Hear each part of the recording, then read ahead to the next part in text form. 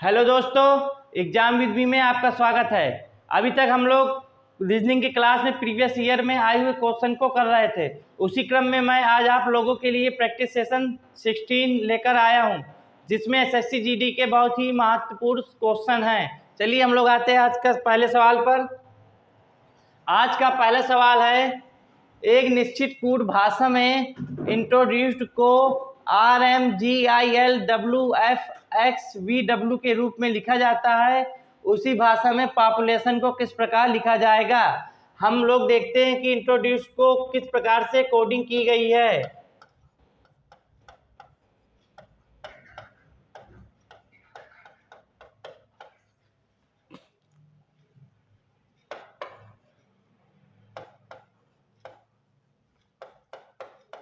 RMGILWFXVW।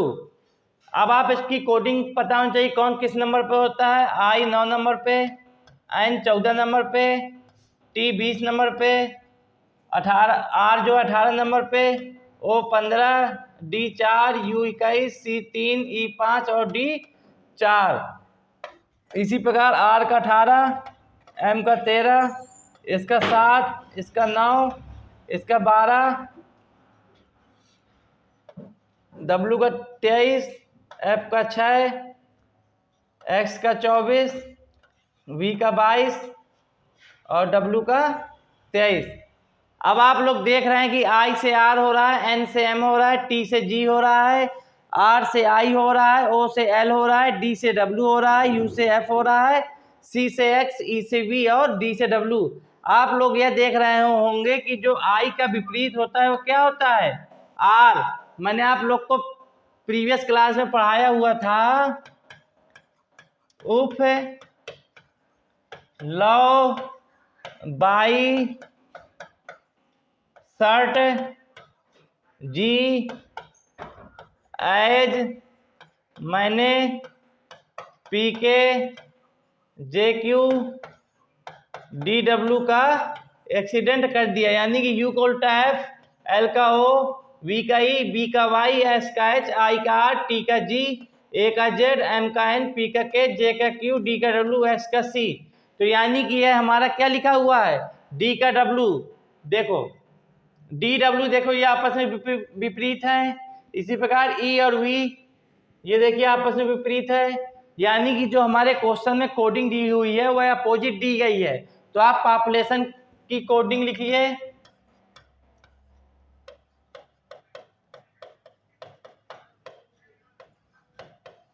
अब आप देखिए कि P की कोडिंग क्या होगी, P का विपरीत क्या होगा। देखिए P कहाँ लिखा है, K, तो P का हो जाएगा K।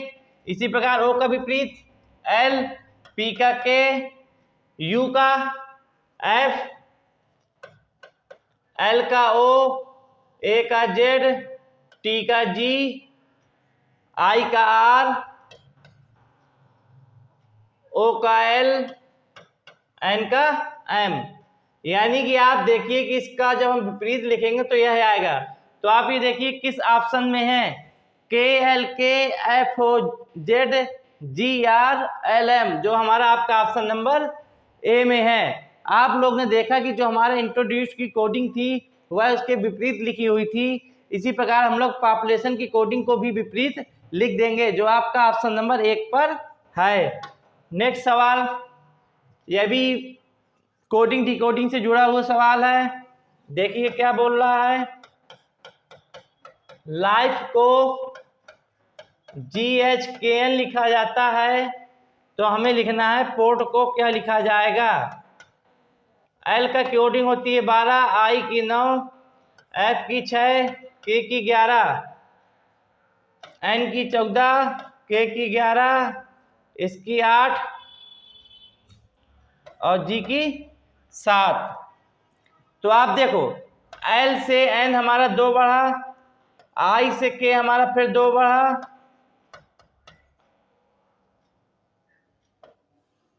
6 से 8 हमारा 2 बढ़ा। LIFE है इस जगह पे, ना कि के। E की कोडिंग होती है 5। आप 5 से 7 में गए तो भी 2 बढ़ रहा है। तो आप लोगों ने देखा कि जो पहला अक्षर है और जो लास्ट में अक्षर है उसमें 2 बढ़ रहा है, फिर आई है, फिर 2 बढ़ रहा है, फिर 6 है, फिर 8 हो रहा है और 5 से 7। तो आप इसी प्रकार पोर्ट को कर लीजिए। पी कितने नंबर पे होता है? 16, यह 15, 18 और 20। आप लोग देखो कि 16 जो है हमारे इसमें 2 बढ़ेगा, कहाँ बढ़ेगा? लास्ट में। 15 का 2 बढ़ेगा तो लास्ट में, 18 का 2 बढ़ेगा 20 और 20 का 2 बढ़ेगा 22। अब आपको पता है कि 18 होता है आर का, 17 होता है क्यू का, 20 होता है टी का और 22 होता है वी का। यानी कि हमारा आंसर आ जाएगा VTQR, जो आपका ऑप्शन नंबर ए पर है। आप लोग ने क्वेश्चन देखा कि लाइफ को GHKN के रूप में लिखते हैं, उसी प्रकार पोर्ट को क्या लिखेंगे? L से N हो रहा है, यानी कि पहले अक्षर जो है लास्ट में 2 अक्षर बढ़ के हो रहा है। इसी प्रकार I का भी 2 बढ़ के K हो रहा है, F 2 बढ़ के H हो रहा है और E जो है 2 बढ़कर G हो रहा है। तो इसी प्रकार हमने पोर्ट को भी उसी प्रकार हम लोगों ने लिख दिया। नेक्स्ट क्वेश्चन सीरीज का सवाल है। देखिए 11 से 2 हो रहा है, यानी कि -2 का अंतर आ रहा है, फिर गुणे का अंतर आ रहा है, फिर -2 हो रहा है, फिर गुणे 2 हो रहा है। आप लोग को इस सीरीज में अंदाजा लग रहा है कि पहले -2 हो रहा है, फिर गुणे 2 हो रहा है, फिर -2 हो रहा है, फिर गुणे 2 हो रहा है। तो यानी कि जो हमारी सीरीज होगी वह इसी क्रम में आगे बढ़ेगी। किस रूप में? -2 के रूप में। जब 32 में 2 जाएंगे तो कितना आ जाएगा? 30। तो आपका ऑप्शन नंबर सी। अगला है, यदि L का कोड 12 और L का कोड 15 और O का कोड 12, यानी कि L को हमने लिखा 15, O को लिखा 12। आप लोग को मालूम है कि जो L का एक्चुअल कोड होता है वह होता है 12 और जो O का एक्चुअल कोड होता है वह होता है 15। यानी कि L का कोड 12 होता है, इन्होंने 15 से डिनोट किया, तो हमें यह अंदाजा लग रहा है कि यह इसका क्या लिखा हुआ? विपरीत। क्योंकि L 12 नंबर पे होता है, जो इसका विपरीत होगा किस नंबर पे होगा? 15 नंबर पे। इसी प्रकार O जो होता है एक्चुअल होता है 15 नंबर पे, लेकिन उसकी कोडिंग की है 12 से, यानी कि इसका भी उल्टा लिखा है। तो आप इसी तरीके से इनको भी उल्टा लिखना पड़ेगा। L का इन्होंने किससे डिनोट किया है? L को 15 से, तो हम लोग 15 कर देंगे और O को 12 से 12 कर देंगे। अब E का होता है 5, 5 में हम जब 27 लाने के लिए क्या जोड़ देंगे? 22, तो 27 हो जाएगा। इसी प्रकार इसका होता है 19, 19 को 27 में लाने के लिए क्या जोड़ देंगे? 8 जोड़ देंगे, फिर 8 जोड़ देंगे। N का होता है 14, इसको 27 लाने के लिए क्या जोड़ देंगे? 13। तो हमारा आंसर क्या आ जाएगा? 15, 22, 88, 12, 13, जो हमारे आपके ऑप्शन नंबर बी में है। आप लोग ने सवाल को देखा कि L 15 और O 12, यानी कि जो 15 लिखा हुआ है यह कोडिंग उल्टी लिखी हुई है। उसी प्रकार O का 12 होता है, एक्चुअल में जो है 15 होता है, कोडिंग दी है 12, यानी कि अपोजिट। उसी प्रकार L का हमारा होता है 12, तो हमने इसका अपोजिट लिख दिया 15। E का होता है 5, उसका अपोजिट हो गया 22। S का अपोजिट है 19, उसका अपोजिट हो गया 8। S फिर 19, 8। O का होता है 15, 15 में 12 जोड़ेंगे तो अपोजिट हो जाएगा 27। N का होता है 14, 14 में जब 13 जोड़ेंगे तो हो जाएगा 27। तो आपका ऑप्शन नंबर बी। नेक्स्ट सवाल है, ब्लड रिलेशन का है। B Y का पिता है, Q C की पुत्री है, C B की बहन है, B Y से किस प्रकार संबंधित है? मैंने आप लोग को बताया हुआ है कि ब्लड रिलेशन में जब कोई भी सवाल आता है तो हम हमेशा से कहाँ की ओर चलेंगे? का की तरफ। तो यानी कि हमें रिलेशन जो बताना है Q का किससे बताना है? B से। मतलब Q जो है B को क्या बोलेगा? चलिए आते हैं क्वेश्चन पे। क्वेश्चन कह रहा है B जो है Y का पिता है। B जो है Y का पिता है। पिता होगा तो ये क्या हो जाएगा? मेल। जब मेल हो जाएगा तो हमको इसको किससे डिनोट कर देंगे? प्लस से। इसके बाद Q जो है C की पुत्री है। Q जो है पुत्री है किसकी? C की। जब Q जो है C की पुत्री है, तो यानी कि पुत्री हो गई तो इसका माइनस हो जाएगा, लेकिन अब इसका जेंडर हमें नहीं पता। चलिए आगे चलते हैं। उसके बाद कहा है जो सी है वो बी की बहन है, यानी कि जब बी की बहन हो जाएगी ये, तो बहन होगी तो फीमेल होगी, फीमेल होगी तो उसका जेंडर हमें पता चल जाएगा, तो हम माइनस से डिनोट कर दिया। कभी भी मेल को हमेशा हम लोग प्लस से और फीमेल को माइनस से डिनोट करते हैं, और ऊपर की जब पीढ़ी पिता माता कहता है तो हम लोग एक पीढ़ी ऊपर चलते हैं, जब दादा दादी कहेगा तो उसके एक पीढ़ी और ऊपर चलेंगे, जब पुत्र कहेगा तो उसकी एक पीढ़ी नीचे आएंगे। सी बी की बहन है। अब देखो आपने देखा कि यह सी की पुत्री है और यह जो इसका भाई हो गया। चलिए ठीक है। अब आगे कह रहा है कि बी जो है क्यू से किस प्रकार संबंधित है। क्यू से मैंने आप लोग को बताया था हमेशा किस से कहाँ चलेंगे, का की तरफ।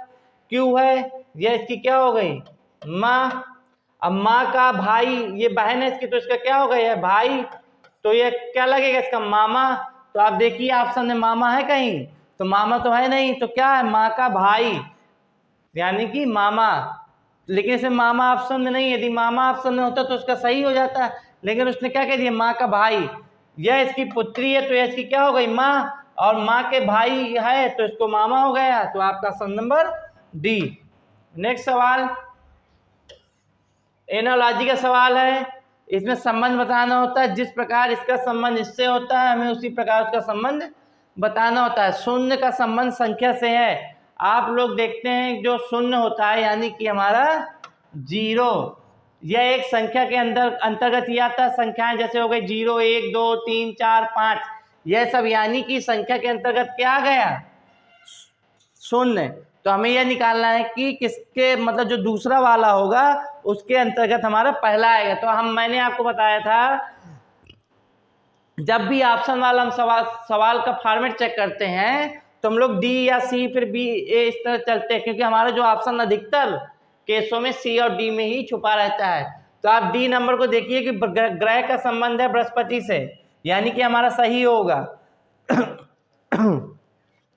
क्यों सही होगा, क्योंकि आपको पता है कि ग्रह के अंदर एक बृहस्पति ग्रह होता है। हमारे सौर मंडल में कितने ग्रह हैं, 8, तो उसी में एक बृहस्पति ग्रह होता है जो सौर मंडल का सबसे बड़ा ग्रह होता है। तो वही पूछ रहा था कि जो संबंध पहले का दूसरे से है उसी प्रकार इन 4 ऑप्शनों में संबंध किस प्रकार से किसका होगा।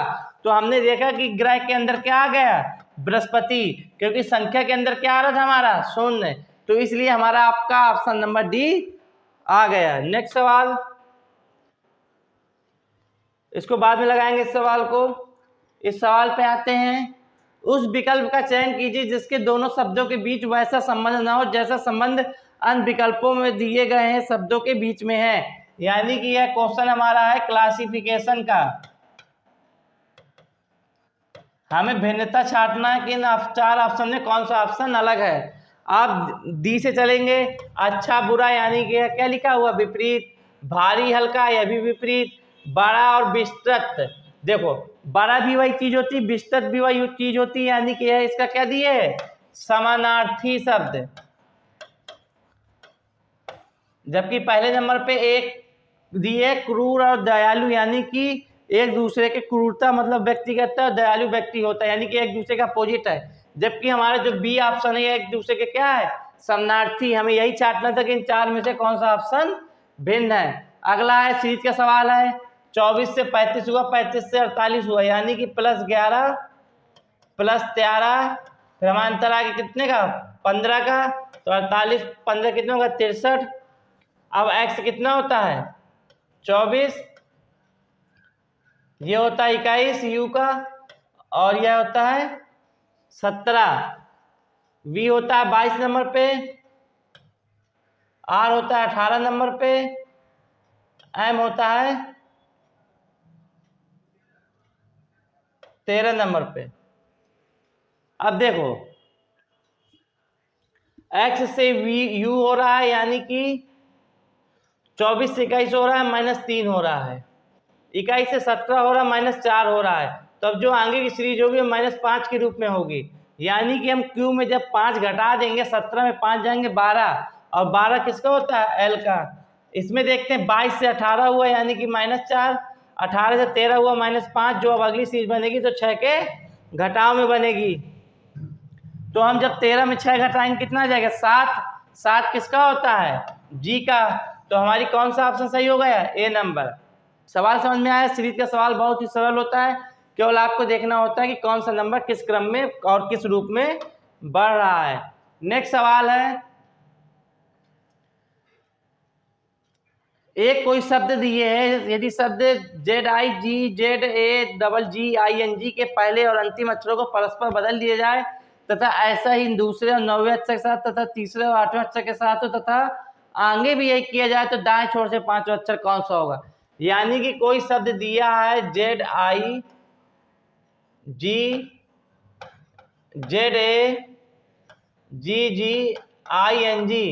उसने कहा है कि पहले शब्द को लास्ट वाले शब्द यानी कि अंतिम शब्द से बदलना है, इसके बाद दूसरे को हमें 9वें से बदलना है, इसको इससे बदलना है, जेड को हमें जी से बदलना है और ए को हमें जी से बदलना है।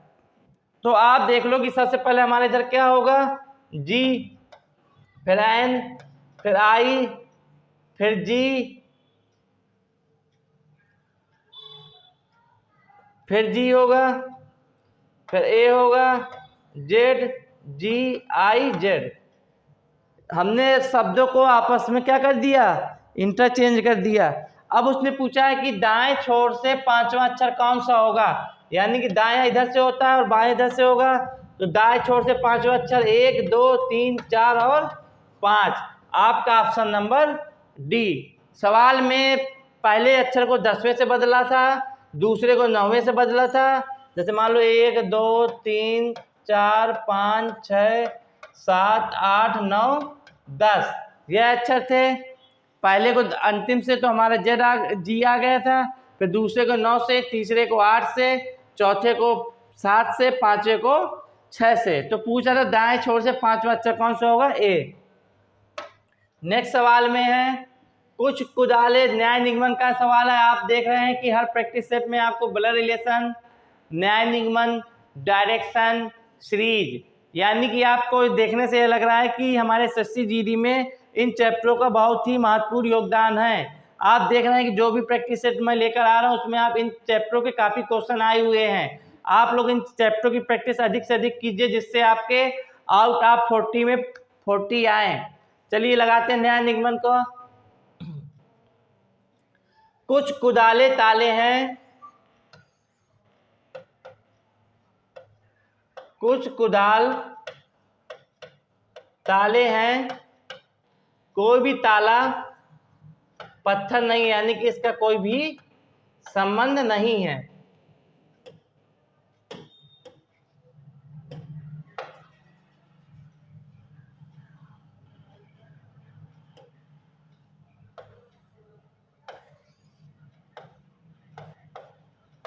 इनका कोई भी आपस में संबंध नहीं है। तो हमें बताना है कुछ कुदाले पत्थर हैं। देखो कुछ कुदाले पत्थर हो सकते हैं और नहीं भी हो सकते, लेकिन कोई भी ताला पत्थर नहीं, ये तो क्लियर कहा है। लेकिन कुछ कुदाले पत्थर में भी इंटरसेक्ट कर सकते हैं। लेकिन हमारा यह क्या हो सकता है, हो भी सकता है और नहीं भी हो सकता है। जब भी क्वेश्चन हो सकता है और नहीं भी हो सकता है तो हमेशा वो हमारा निगेटिव होता है, यानी कि वह निष्कर्ष फॉलो नहीं करता। जब कुछ कुदाले पत्थर नहीं हैं तो सभी कुदाले पत्थर कैसे हो जाएंगी। हम एक निष्कर्ष में कह रहे हैं कि कुछ कुदाले पत्थर है तो गलत हो रहा है। तो आप खुद अंदाज लगाइए कि जब कुछ कुदाले पत्थर है तो सभी कुदाले पत्थर है, ये तो हो ही नहीं सकता। यानी कि दोनों आंसर गलत, ना तो निष्कर्ष 1 और ना ही निष्कर्ष 2 आंसर करेगा। नेक्स्ट सवाल है व्यंजक को चेंज करना है। आपको बताया हुआ था इस तरह के सवालों को हमेशा बोर्ड मास से हल करेंगे। पहले ब्रैकेट सॉल्व करेंगे, फिर का, फिर भाग, फिर गुणा, फिर जोड़, फिर घटाओ। चलिए लिख लेते हैं 10 A 4D 16 B 2 C 6। ए की जगह क्या है गुणे का निशान, डी की जगह घटाव है, बी की जगह भाग है, सी की जगह जोड़ है। तो आपको सबसे पहले डिवीजन करना है। पहले डिवीजन कर दीजिए। फिर गुणा कर देंगे, अपने बॉड मास रूल से ही चलेंगे, 40 में 6 जोड़ देंगे, फिर हम लोग घटा देंगे, तो आपका आंसर आ जाएगा 38, जो आपका ऑप्शन नंबर सी। नेक्स्ट सवाल सीरीज का है। देखिए 3 से 5 हो रही है, 5 से 7, 7 से 9, 9 से 11, 11 से 13। अब एल होता है 12 नंबर पे, जे होता है 10 नंबर पे, एच होता है 8 नंबर पे, या 6 नंबर पे, या 4 नंबर पे, तो हमारा आ जाएगा 2। 2 क्यों आ जाएगा? आप देख रहे हैं कि 12 से 2, 2 10 से 8, 8 से 6, 6 से 4, यानी कि हमारा 2 का घट रहा है, तो यानी कि 2 2 अंग्रेजी वर्ग वाले में किसका क्रमांक होता है? बी का। अब इसमें देखिए 12 से 10, 2 घटा, 10 से 8, फिर 2 घटा, फिर 6, फिर 4, फिर 2, फिर इसमें 2 घट जाएगा, यानी कि आपका ऑप्शन नंबर ए। नेक्स्ट सवाल न्याय निगमन का ही है, सभी प्रोफेसर नायक है, कुछ प्रोफेसर अविवाहित है। न्याय निगमन वाले सवालों में हम लोग फिगर से हल करते हैं। सभी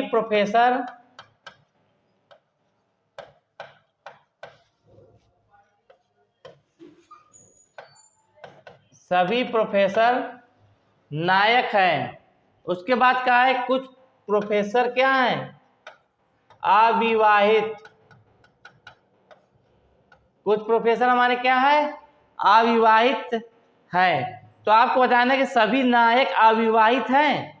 देखो उसने कहा है कि सभी नायक अविवाहित हैं, आपको फिगर से दिख रहा है कि सभी नायक का फिगर ये है, जबकि अविवाहित का फिगर ये है। तो यदि ये नायक का फिगर अविवाहित में पूरा मैच कर रहा होता तो हमारा सभी सही हो जाता, लेकिन उसने कहा है कि सभी नायक अविवाहित है। सभी नायक अविवाहित नहीं, लेकिन कुछ नायक हमारे अविवाहित हो सकते हैं, तो यानी कि ये गलत।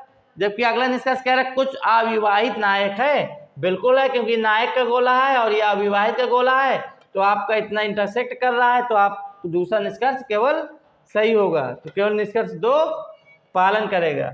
नेक्स्ट सवाल संबंध बताना कि मोची का संबंध किससे होगा, सोना का संबंध किससे होगा।